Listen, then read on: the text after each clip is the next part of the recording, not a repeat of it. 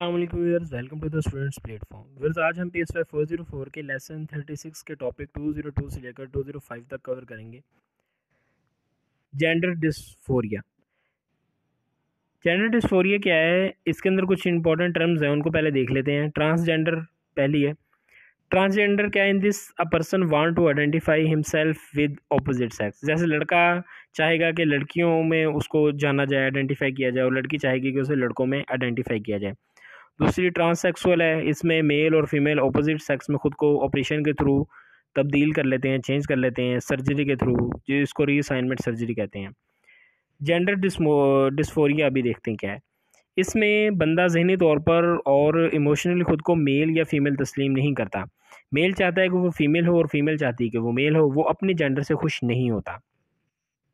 Next topic है gender dysphoria की ही बात करें। डायग्नोस्टिक क्राइटेरिया पिछले लास्ट 6 मंथ से ये कंटिन्यू होना चाहिए, और ये चीज़ जो है डिस्ट्रेस पैदा करती है बंदे की सोशल और ऑक्यूपेशनल और एकेडमिक लाइफ को क्या कहते हैं, इफेक्ट करती है। अच्छा, gender dysmorphia in children. Children और अडल्ट में दोनों में अलग अलग क्राइटेरिया है इसका।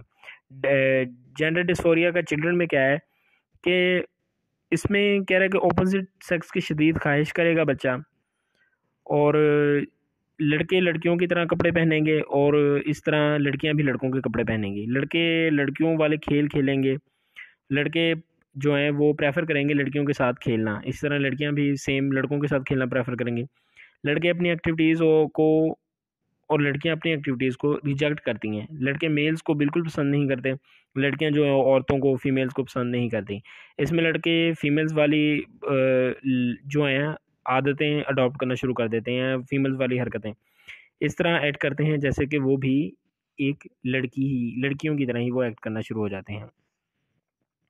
आगे 204 टॉपिक के अंदर जेंडर डिस्फोरिया जो है एडोलेसेंस और अडल्ट्स में इसका क्राइटेरिया क्या है।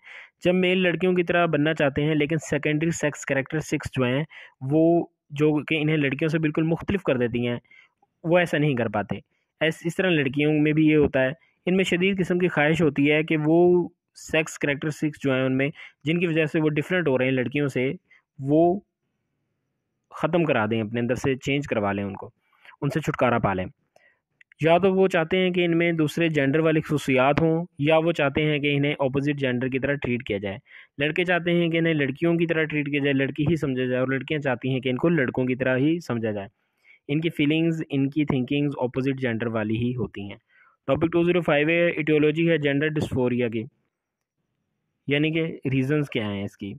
ये कह रहा है कि फिजियोलॉजिकल फैक्टर्स क्या हैं। ये हमारी बहुत छोटी सी उम्र में, ये बीमारी बहुत छोटी सी उम्र में मैनिफेस्ट होना शुरू हो जाती है। अगर उस वक्त इसे नोटिस नहीं किया जाएगा तो ये बड़े होकर जेंडर डिस्फोरिया का शिकार बंदा जेंडर डिस्फोरिया का शिकार हो जाएगा।